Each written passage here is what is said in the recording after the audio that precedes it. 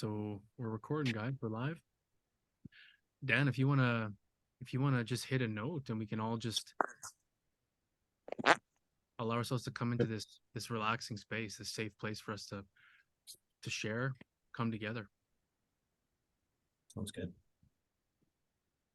Sorry, I'm trying to figure out this. I've never used Zoom before, so That's okay, brother. I can actually I'll push a button here, Daniel, and it will. Are you trying to turn your camera on? I'm assuming it's just this button here. All my apps don't have camera access, so I'm just trying to figure that out. Yeah, sure.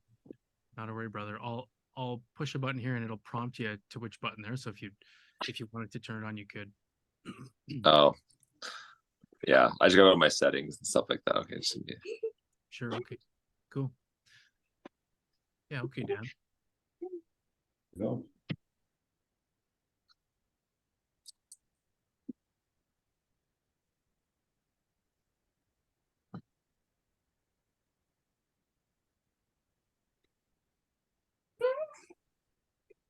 You guys hear that?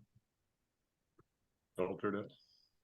Yeah. The Zoom filters are so good. They cut that out. But we know vibration moves through space and time, so we can soak that in. And yeah. I'm shocked you can't hear it. It's like shaking my whole office. Too funny. Yeah. They're so good. It's crazy what they cut out. I love it for our hip because when a train goes by, it's so loud, but the Zoom filter just cuts all that out. It's really tight. Yeah. Well, it's a third eye chakra bowl. It's an Anshi bowl, which is like a billion-year-old stone, and it kind of looks like this. It's super sweet. Wow. Wow. What a It's one of piece. my favorites. That's cool. Yeah, it's a good one. Right on. Thanks. Yeah, that's rad. Okay, gents, we're gonna jump in here. I'm gonna share my screen, and we're off and running. And this is our first of what will be a weekly space for us to come together as men and share, place to connect. If you're here, then you've probably heard us talk about this stuff in the past, and we believe how important masculinity is now, and I think now more than ever. I think there's been a loss of masculinity in our society, and there's been a shift in society's perception of what masculinity really is, and in some cases a demonization of that. And we're here to hold a space where men can bravely come back to authentic expression of their masculinity and move energy through that, embody that for the benefit of our families, our communities. And so these webinars going forward, they're just going to grow. They're going to get bigger and bigger. And every week we're going to bring a new topic in masculinity. We're going to present on that topic, and it's going to be mostly Dan. We're going to get to hear from today, mostly Dan running these webinars. And we're going to present on the topic, give information, frame out what we're leaning into. Then we're going to give tangible tools for men to chew on, for men to action in their lives. And then the third piece will be always open sharing. We're going to open this room for men to share how they're feeling, what's been going on, and how they feel about that topic. And any week that we have an event or an offering launching, any week where we've built something for our community of men, that week's webinar will be dedicated to sharing that offering and answering any questions about that. And that's in fact what we're doing today. So here we go, guys. We're going to jump into this now. And we're here today to talk about our retreat, which is based around the theme masculinity and relationship. So here we are talking about how we as men can come into a more authentic expression of our masculinity and as we do that, we expand our ability to create safety, stability, to show up for our partners and our families. And we know that along the way, we open the door for us to experience a deeper level of intimacy and a more robust and beautiful connection with ourselves and the people around us. So we're going to talk about three things in this webinar. And these are the three main pieces of what's going on in this retreat. We've got an ice climbing day. We have a Wondercraft experience. This is a low dose therapeutic psychedelic experience. And of course, both of these are being leveraged to bring us into the masculinity programming. And the glue that holds all this together, and the piece that Dan's going to talk about today, is all of the programming, all of the exercises and experiences that we're delivering around masculinity and relationship. So I'm going to talk about the ice climbing and the Wondercraft experience, and then Dan is going to tell us about the glue, tell us about the theme and all the programming that he'll be delivering, and our team will be supporting him in delivering throughout this retreat. So here we go, guys, ice climbing. So this is what your experience is going to look like. This is an example of a corporate group. There I am belaying. That's actually our guide, Tim, who's going to be guiding for us on this one as well. There's Tim setting up a route. And here's a little video you guys can watch. And on the next slide, I'm going to begin by talking about safety. And the first thing I want to say to a group of guys that might be seeing some of this for the first time is ice climbing is surprisingly safe. I resisted getting into it for a long time. I've done a lot of climbing, a lot of mountaineering, and I always thought ice climbing, that's for people that are nuttier than a squirrel turd. And when I got closer with guys that do a lot of it and really got into it, I realized that actually there's less risk, there's less hazard on ice, which you can assess, than on some rock faces. And so what I want to share with you guys is that I got 3 little kids, 5 years old, 4 years old, and 2 years old, and my wife is pregnant. And I have a growing business and a clinic that depends on me. My tolerance for risk is extremely low, extremely low. And I feel comfortable doing this stuff. And I've been a part of courses. I've done mountain rescue courses on ice, and the level of redundant security that we build into these systems is massive. And so I wanted to begin with that. This activity is going to be completely safe.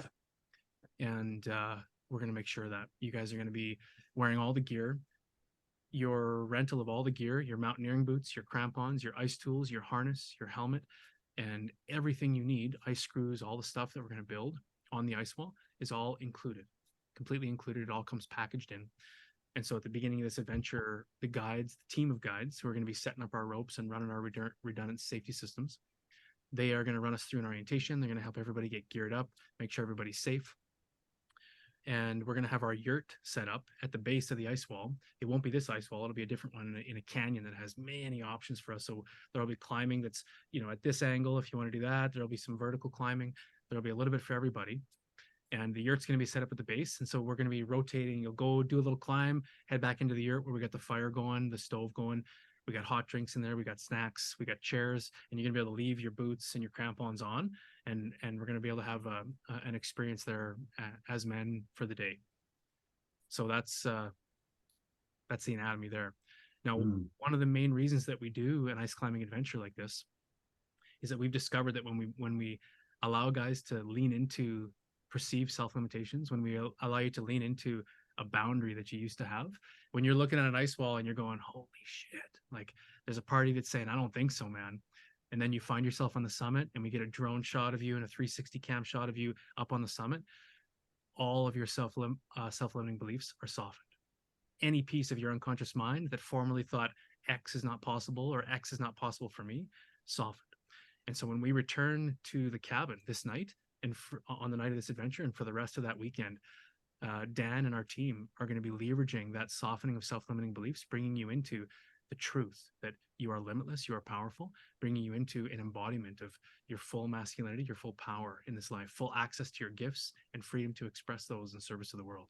And so these adventures, they're not only a rad time with a group of rad men, they're not only awesome memories and cool photos that you get to share, photos and videos, they are also a pathway to a really powerful connection with your primal self and a window into how limitless and powerful you really are. Yeah, rad times, rad memories, of course. Cool. Okay, let's talk about Wondercraft. Now, Wondercraft is a low dose therapeutic psychedelic experience. And so I'm going to share first the Wondercraft experience in a general sense. And then after we understand Wondercraft and what it entails and what it delivers to us, I'm going to help you understand how we're leveraging Wondercraft for us as men on this retreat, where we are looking to come into clarity on the truths of our authentic masculinity and how our life is enriched when we surrender into those. So let's talk about the ManCraft experience. It's a low dose psilocybin with sound. The sound is really, really important. So when I say low dose, I'm talking about somewhere between 1.2 and 2 grams. And we're going to help choose a dose with you. We have a ton of experience doing this, and it's going to be based on your experience level, your size, your level of comfort. And so we're going to do this low dose of psilocybin in a tremendously safe way. Our psilocybin is extremely pure. And then we're going to have a very powerful sound bath. We have a unique music creation tool called WavePaths, and it allows us to build multi-dimensional soundscapes in customized ways. This means that we're going to be able to build a track for us as men, and this soundtrack has many layers, and there's a tremendous amount of science that's gone into this music. It guides your nervous system into a therapeutic psychedelic state. And so we use the sound as a standalone. We call it Soundcraft in our clinic, and we can guide people into a therapeutic psychedelic state where we can facilitate the release of deep emotion and deep trauma. And when we use it as an accompaniment to psilocybin in these cases, it leads to a tremendously profound experience. Anyone who's had a journey with and without this WavePath sound will tell you that it's a completely different experience having the sound. And so with this low dose, it opens the portal for you to look inwards. And as the sound experience grows in intensity and builds and moves through richer and richer, more complex emotionalities, you will be guided into a beautifully authentic and clear look inwards. You're going to be able to see self-limitations so clearly. You're going to be able to see where they came from, why that's there. You're going to be able to take those things and just let them go. You're going to be able to descend into an embodied understanding of how you can show up in masculine ways for power and freedom in your life. And so this experience begins with a medicine ceremony. We do medicine first. And then as the medicine is slowly taking effect, we are coming together. We are guiding through breath work and doing an intention ceremony. In the intention ceremony, you guys will all get to write your intention on a card. When we take our medicine, we light a special candle. That candle is going to burn throughout our journey. Now you take your intention card and you light it in the candle and you place it in our ceremonial bowl. We have a really cool wooden bowl, and this wooden bowl has surrendered hundreds and hundreds of intentions. It's got a rich energy to it, and you place your burning intention in the bowl and you surrender. You've done the work of choosing your intention, and now we let go. The medicine hears you. One of the many magical mysteries of psilocybin is that it somehow knows your intention, and the things it takes you to, the past lives, the experiences, the root traumas that it takes you to are the exact ones you need to gain clarity, resolution, freedom around your intention. Everything just goes click, click, click, click. And so after your intention ceremony, the medicine is beginning to take effect. The WavePath sound is building, and now we all get to go on our journeys. Yeah, you're going to be able to relax into your own private space. We'll have mats, inflated mats with down quilts throughout the common area in our cabin. And you can also go to your private room if you prefer. You're going to have your journey, and your journey is going to be supported by our team. We're there to support. For anyone that's comfortable, we will lay hands on. We can support you by moving energy, opening valves for release, and we're there to support and guide. The sound is also a tremendous, tremendous support. It's going to guide you through cathartic releases that you may have just bumped up against without the sound. It's going to guide you into the fullest depth. You're going to get all the juice available to you on this journey with that music. Yeah. And then at the end of your journey, what we call the come down, which is the end of your journey where you've got one foot still in connection to the unity and the freedom that you're going to experience, and one foot is back in your conscious identity. As you're straddling those worlds, it's a beautiful, rich time for integration. And so that's exactly what we do. We guide you into a hypnotic state. And in this hypnotic state, we have access to the unconscious mind, whose only job is to keep you safe. And this unconscious mind, of course, creates your conscious experience. It's what creates the projection we experience as reality. And in this imprinting, we imprint on your unconscious mind the truths of the limitlessness, the freedom, the belonging, the enoughness that you just experienced, so that your unconscious mind is creating your conscious experience moment to moment from those truths. And we can also imprint any self-limiting beliefs that you identified and released, so that we're guiding you through visualizations of you living your life in this freedom, this fullness, imprinting that deeply in your unconscious mind, whose only job is to keep you safe. It can see that the safest you can be is grounded in your lovability, your enoughness, safely grounded in your authentic masculinity, brings you into a place where you can selflessly serve your family, your community in purposeful ways. You can be self-sacrificing in the creation of safety and stability for your family and community. And as you do, you experience a deep level of meaning and fulfillment that is available to us as men. And along the way, we manifest the highest levels of abundance for ourselves, our brothers, and our families and communities as well.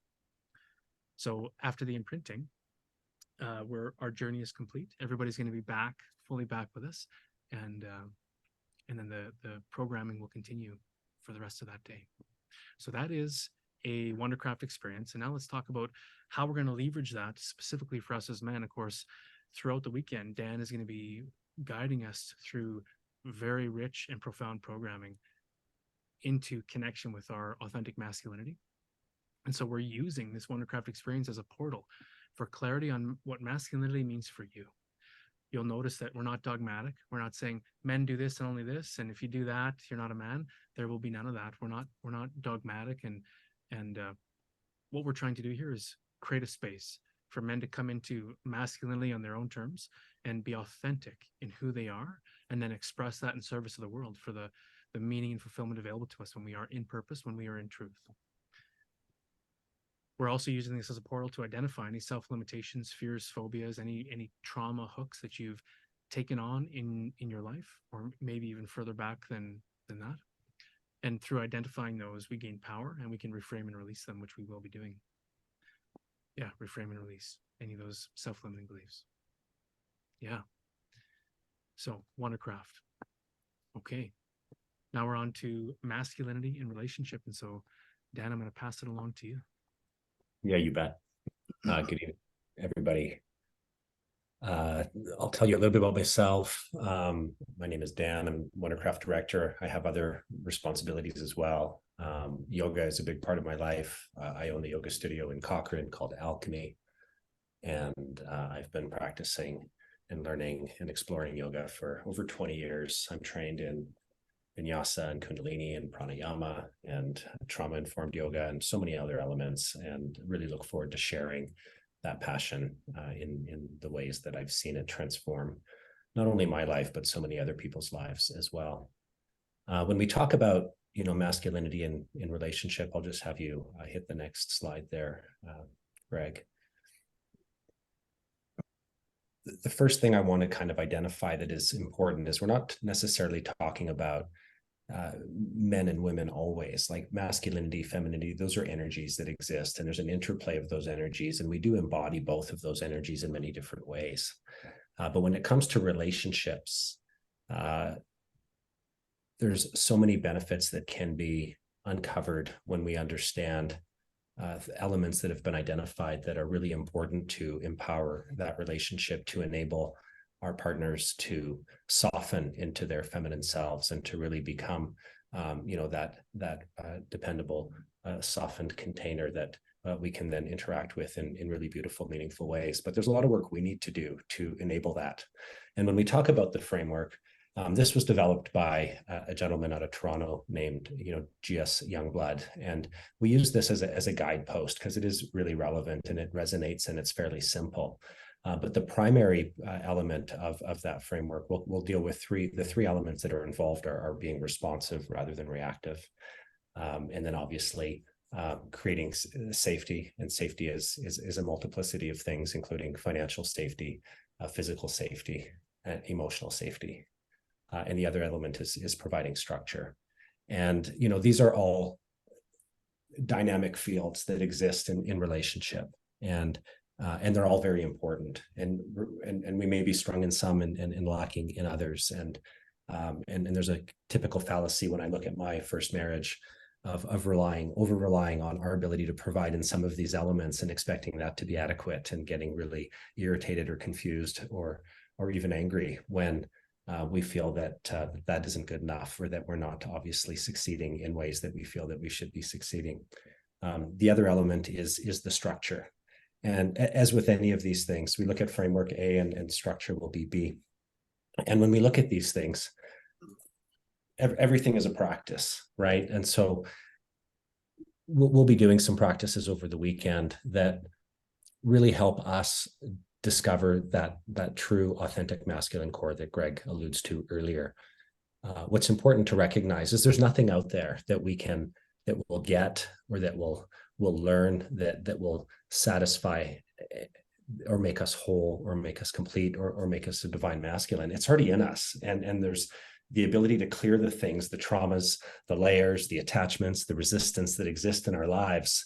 Those are the things that are blocking us from truly accessing what is already there in that wholeness, in that connection, in that beautiful masculine self. And so we'll talk about elements of that practice that include yoga, that include breath work, that include other elements like this that can really help us soften into that space, as Greg talks about with the psilocybin journey, and really help us identify some of these things that are preventing us, from being our best selves and from showing up in ways that really our partners depend on or that need us to recognize and to show up for, even though they might not be able to and often can't put their finger on it. Emotionally, they feel it. Something's not right. Something's missing. And when we do show up in these ways, those energies change, and it's a beautiful thing. So moving on to that framework, I just want to talk about the three elements a little bit more in depth, and I don't want to spend the entire curriculum in this meeting. We wouldn't have enough time, and any of these elements can take a really long time. But the first element of the framework that I identified, which is really important, is that responsiveness rather than reactivity. And the unfortunate, the reality is that we live in a world of reactivity. We live in a world of people and difficult situations, and people go to that neurological sympathetic nervous system pathway unconsciously often and are simply reactive to the circumstances that are being presented to them. And when it comes to masculinity, unfortunately, reactivity is at the root of so many non-masculine behaviors. So it's really important for us not only to understand the difference, but to also understand the neurological reasons why these things exist and what we can do to condition our nervous system and to start to recognize these behaviors so that we can approach a situation in a conscious way, not an unconscious behavioral way. And we're choosing to be responsive rather than simply reacting to the stimulus or the circumstances that are presented to us. And that's a beautiful thing to really start to identify and to start to work on. And it's one of those things that is a constant work in progress. You take something like road rage, somebody cuts you off, you probably get pretty angry.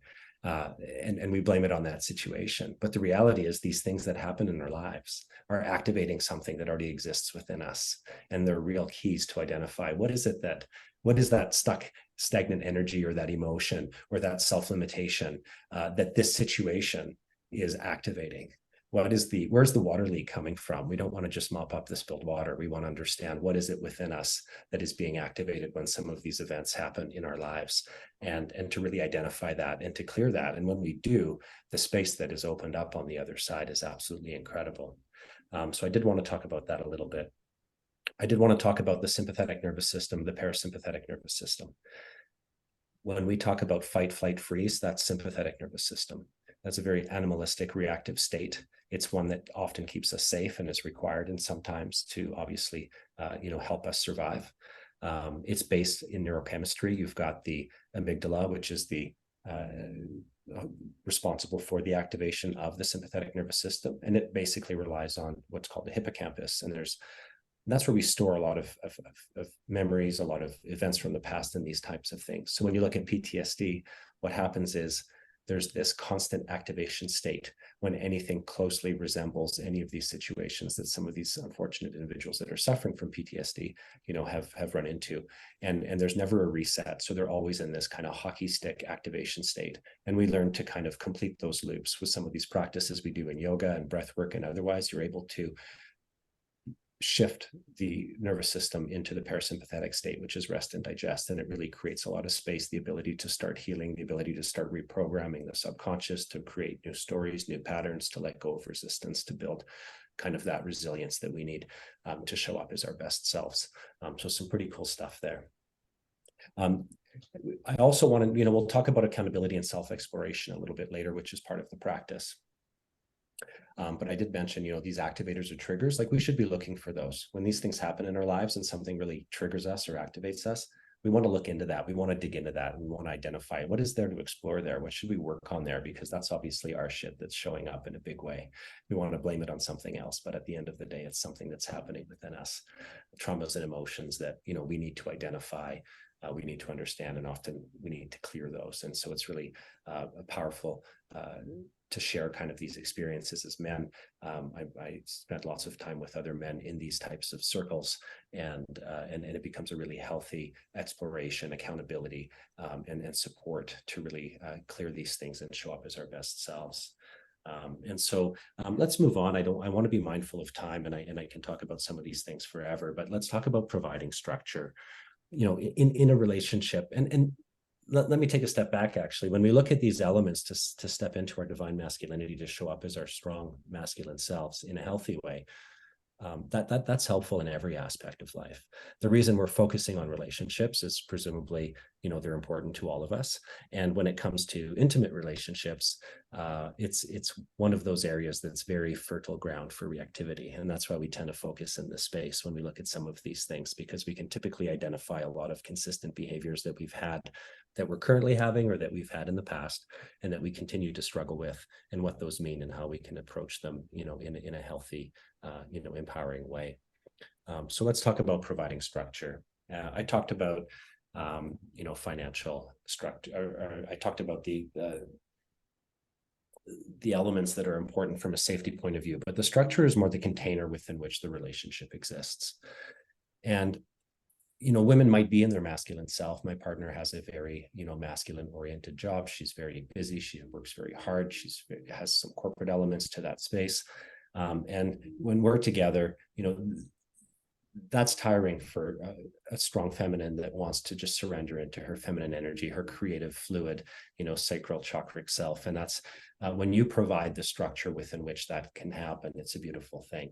And so, like I said before, these are energies. And so sometimes our partners have to step into that masculine element of creating structure, or creating safety, or of, doing some of these other elements. But when we're together in relationship, if we're not showing up in some of these spaces, it can really put a strain on, the emotional connection, the safety, and ultimately the health of the relationship. And that's why we focus on some of these things. So talking about structure, it's really, it can be very straightforward, but some of these things, despite being straightforward and simple, are very hard to implement in practice, especially when we're activated, right? And so we talk about, reducing uncertainty. We talk about, simplifying and driving decisions. Very simple examples might be like, where do you want to go for dinner tonight? I don't care. Where do you want to go for dinner? I don't care. Where do you want to go for dinner? Like pick 3 places and let her pick one. At least you're reducing that uncertainty. You're driving the decision.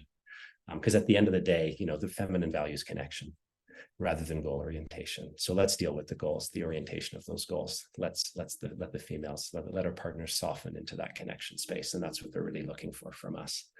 So I just wanted to talk about that a little bit. Let's move on to safety, because I really want to get into questions and discussions on some of these things and on the retreat itself. And I'm mindful of time.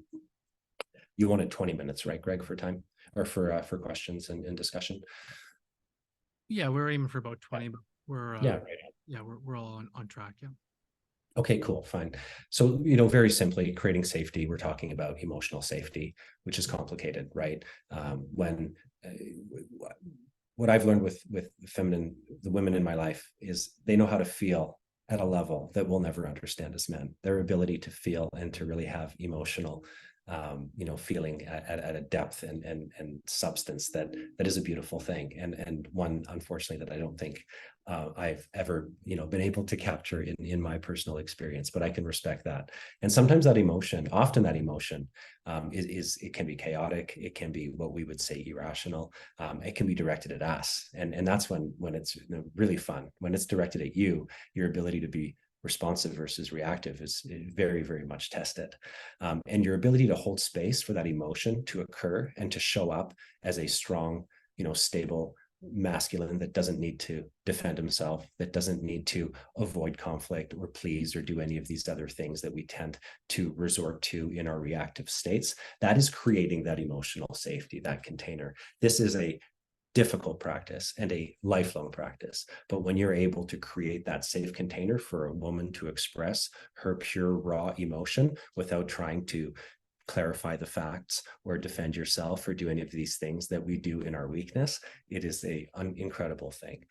The other element that's really important, of course, is financial. That doesn't mean that we all need to be, very high earning, financial providers, but it does mean that we need to provide, some safety, some understanding, some basic structure there, so the bottom doesn't fall out at the end of the day, right? We have that ability, that responsibility, and the woman might also be, doing some of these things, and today often is as well. But there's other things, we can do to show up to ensure that, we're providing that space, that safety in that space as well. And then the last element is physical safety. And we might think of, the instinctual physical safety, protecting the females of the tribe, being that strong masculine male that protects you from danger. But those things don't really, exist as often in today's world, but they are important. The woman wants, our women will identify that they want to feel that they have the ability to be physically protected by their men, no question. But it's more subtle than that. And I'll give you a great example. This morning, my partner was coming to town and didn't have her vehicle with her because I drove, and I have a standard car and a big, huge pickup truck, and which is another requirement for masculinity, by the way, is a big pickup truck. But I'm just joking. But in any event, she's not super comfortable driving the standard, and didn't really say anything, but I could sense that hesitation. And the truck is new and it's expensive, and she probably was reluctant to say, like, can I just take the truck? And what really cued me, because I'd been thinking about today's presentation and some of this context, was like, that's providing safety. She doesn't feel comfortable driving from Whitehorse to Cochrane on the highways in a standard car when she doesn't have a lot of experience. I just need to step up and say, take the truck, and then she'll feel safe. She feels looked after. She feels protected. And so that creating safety element can be really subtle sometimes. And we look to situations in our lives and we can identify that. And sometimes it'll surprise us. But having that knowledge and understanding what the dynamics are help us identify these things, like, oh, this is one of those opportunities where I need to create safety. I need to show up in this space. And it's really beautiful when that starts to happen, because the feedback you get is really great. And the relationship is so much stronger as a result of that awareness and that ability to show up in those spaces. So let's move on to the practice. And then we'll get into the discussion. So I broke down the practice just from my own experience and a lot of the work that I've done with men over the past couple of years, and a lot of the yoga therapy elements that I do at the studio. But let's not be short-sighted here. There's always work to do. There's always trauma to uncover. There's always self-exploration to be had. There's always reflection on behavior to be had. There's always work to do. So how can we best do that work? And that's what I was thinking about when I thought about, this element of the practice. And so the work, first we need healthy, vulnerable conversation among men. What we often hear when we have a new man that joins one of our men's groups or these types of things is that they've never had anybody to talk to. It's shocking how often men have no one they can really openly, vulnerably talk to and explore the situations that are arising within. Women have these networks almost all the time. The men are really, unfortunately, not supported greatly in this space. And so that healthy, vulnerable conversation is super important. And these kinds of men's groups and these networks that are formed as a result of these things create opportunities for this to continue into such a rich, beautiful dynamic that lasts for a long, frankly, the rest of your life. And so we really need to be aware of that. We really need to start creating these opportunities to have this healthy, vulnerable connection, to share experience, to really improve and clear some of those issues that are stopping us from standing in our best masculine selves. The other element is accountability and self-exploration, right? We need to own our shit. We need to be willing to look within. We need to be able to do the practices that, and a lot of this is unconscious. A lot of this has been patterned, as Greg will explain, or did explain a little bit in the psilocybin element, is that, these things have existed for a long time. They're in our subconscious mind. They're the iceberg below the sea level, and it's a huge, vast space. And we really need to do the practices that help unlock those traumas, those resistances, those attachments that we have that are really preventing us from truly stepping into that, that power, that beautiful masculine, best self. And so, to do that, we need to be willing to be open. We need to be accountable, to always do the work, to always be reflecting and looking at our behavior and seeing where we can improve. And like I mentioned earlier, when you're triggered or you're activated, there's a really great indicator that, you're touching something that we may need to look at, and we're touching something that we may want to, work on clearing and understanding better, and moving beyond. And so that accountability, self-exploration, super important. And I love the word radical accountability. Like, let's just be super open, super vulnerable. Let's look at ourselves. We're all human. We all make mistakes. We're going to make them again. So let's just have accountability, and let's explore ways in which we can, improve, that space for ourselves, for others, and for our partners, right? And then the last element is about, clearing emotion, stagnant energy. These are things, these patterns, these stories, this stuff within that needs to be reprogrammed, because it's driving a lot of our behavior and we're not even aware of it sometimes. And so we're going to explore different practices in this retreat. We're going to do some pranayama breath work, which is incredible to move energy, to create, very cathartic states. We're going to do some Kundalini yoga. We're going to do some Vinyasa yoga. We're going to do some healing sound baths, not of the version that Greg will be doing with Soundcraft, although that element will be interspersed throughout the weekend. But I'm going to bring the crystal alchemy singing bowls. We're going to do other things like that as well. And usually I layer those with like yoga nidra, which, similar to the psilocybin journey, is where you kind of fall into that theta brainwave state between conscious and subconscious mind. And it's a very fertile level of awareness to start reprogramming, reframing, and doing some of that work that needs to be done, so that we can, work on some of those traumas and issues of the past. And at the end, and the other element that I talk about is really building that nervous system tolerance.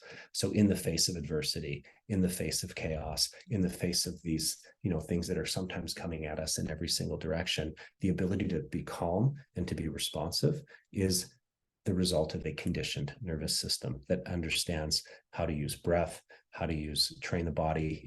And yoga is great for that. You're putting the body in difficult, stressful positions sometimes, and trying to just hold a nice, calm, focused breath. And what that's really achieving at a neurological level is conditioning that nervous system to stay calm in the face of adversity, in the face of chaos. And so we're going to talk about, or we're going to explore, doing practices to clear that emotion, to clear that stagnant energy, to get things free flowing, to start to build that nervous system tolerance, to be resilient and to be responsive and calm in the face of, chaos. And so that's kind of what that third element that I wanted to capture centers around.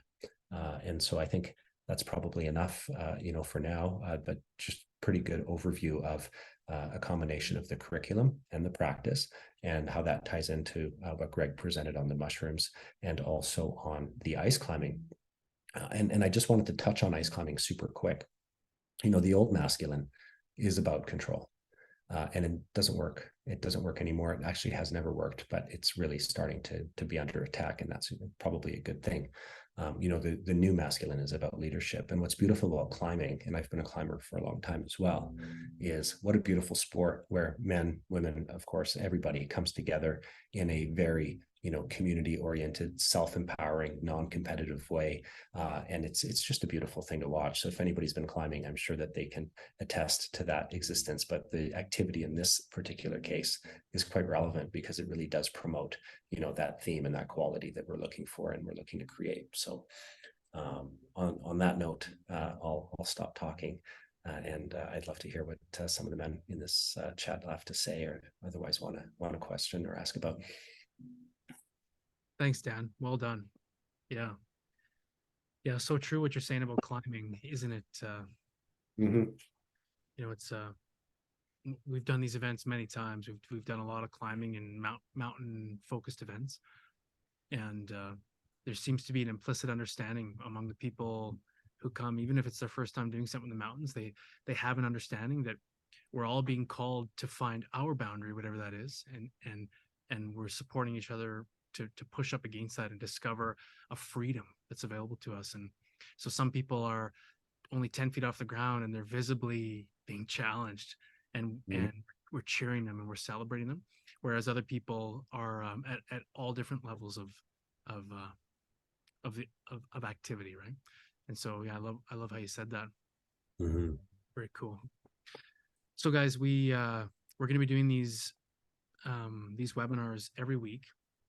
This one was about this retreat, but it will be rare that we're launching something new, which means most of these webinars are going to be just about us coming together, a growing group of men. These webinars will be a grounding post for us in our week, where we can come together, we can connect on a point in healthy masculinity, and continue to dive deeper into how we can show up more powerfully for ourselves, our families, our communities, and support each other in doing the same. So I'm going to drop the link to register for the retreat in the chat. If anybody wants to check out the landing page, you can hammer that link. It's going to take you to the page where you can flip through, see the itinerary, see everything we got going on there. And if you're feeling called forward into that offering, then you can register right there. Yeah. Mm. Yeah. So I want to open it up now. Any questions, anything on anybody's mind?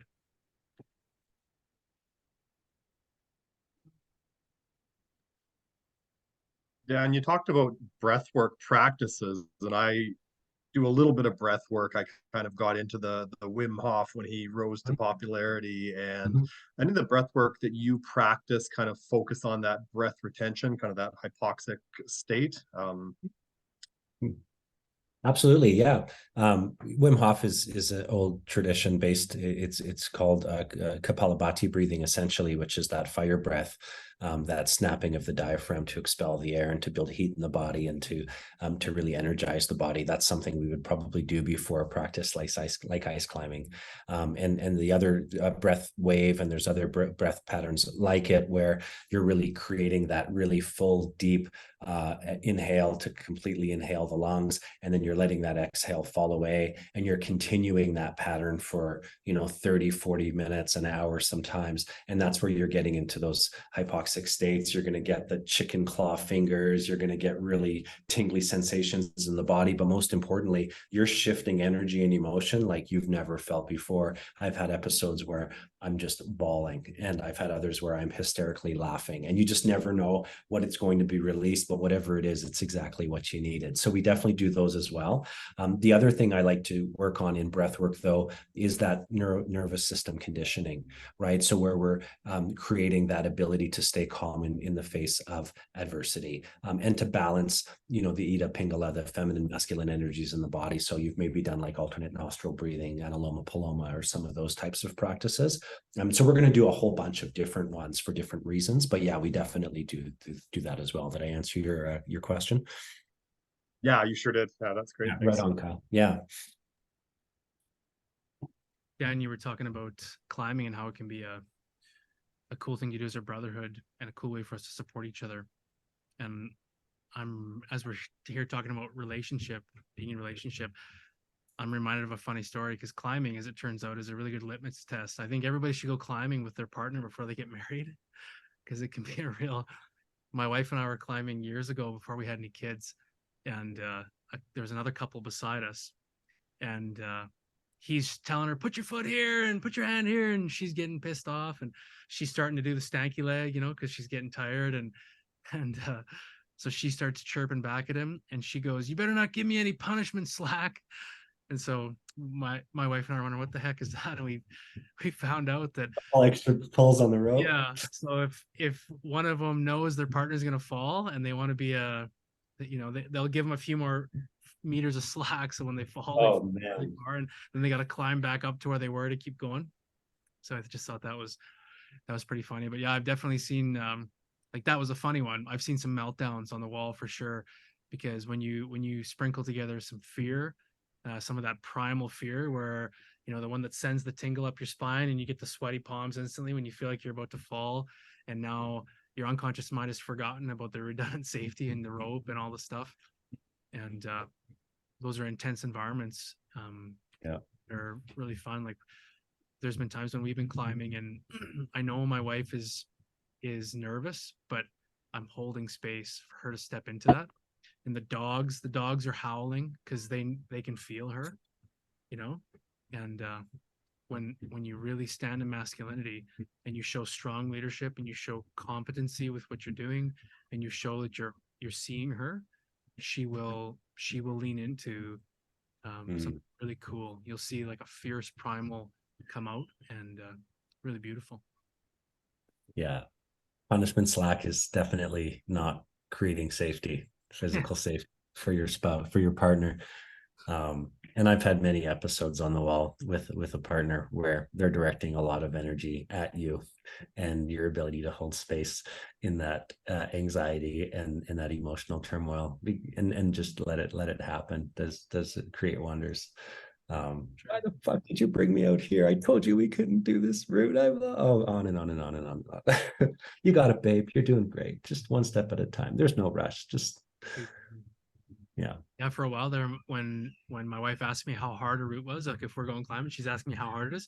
I would tell her how hard it was in the number of give ups, because I could see the cruxes, and I knew where she was gonna get thin, and usually I was right. You know, if I told her, yeah, this one's about 4 give ups, and she'd get to that first one and be like, I can't, and I just be there with her, and next thing you know, we're through that and on to the next, and it's pretty cool experience.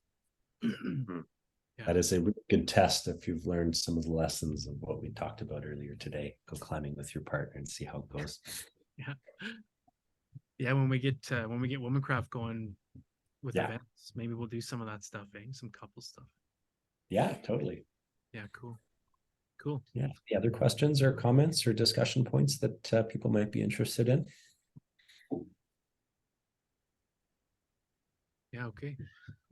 Thanks for being here, guys. We're gonna keep doing this every day, every Thursday from 6 to 7 p.m. We're gonna be back here, and on Mondays you're gonna get an email from us letting you know what the theme's gonna be for that week, and if it's something that calls to you, and if you're just feeling called back into a space, we're gonna keep growing this. We're gonna keep growing this group of men, and building this into a resource that we can come to.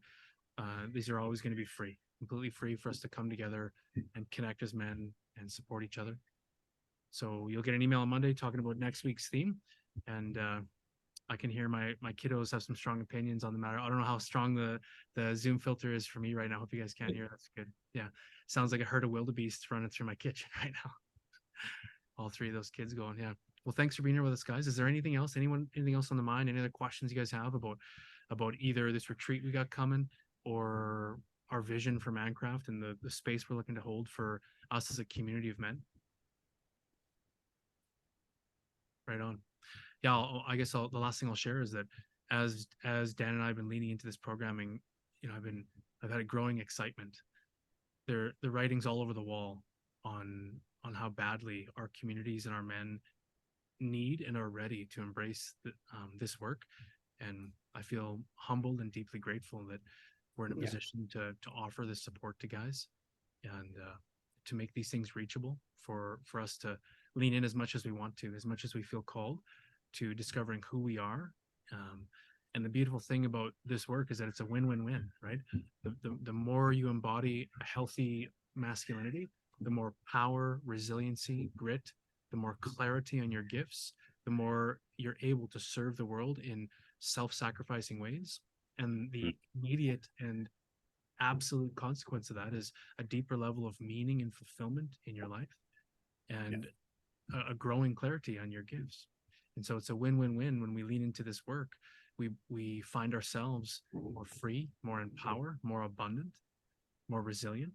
We find our partners surrendering into who they are, and we find a growing polarity and a beautiful intensity in our relationships. We find our kids are healthier and happier, more resilient, and so our families are vibrant, our communities are strong, and so it's a win-win-win all the way. Right on. Yeah. Anything else on your mind, Dad? No, obviously see those of you that come back on Thursday, we're probably going to dig into and share around responsiveness and reactivity, and start to explore some of these elements in greater detail, because like I've said, there's quite a bit there on any of these topics to unpack. But I did want to bring up as well, if they have our emails, just in case people wanted to reach out or otherwise ask any questions in the meantime, let's make sure that that's available. Yeah, thank you. I almost forgot. I'm gonna drop the link for the for the retreat into the chat here, guys. And I'm also going to drop our emails into the chat. And so if anybody wants to scoop those, you're welcome to do so. And I think I speak for everyone on the team here when I say that you guys are very, very free to reach out to me and to Dan at any time. Yeah, right on. So this first one's me, and I'm founder of Lifecraft, and Dan is the director of ManCraft.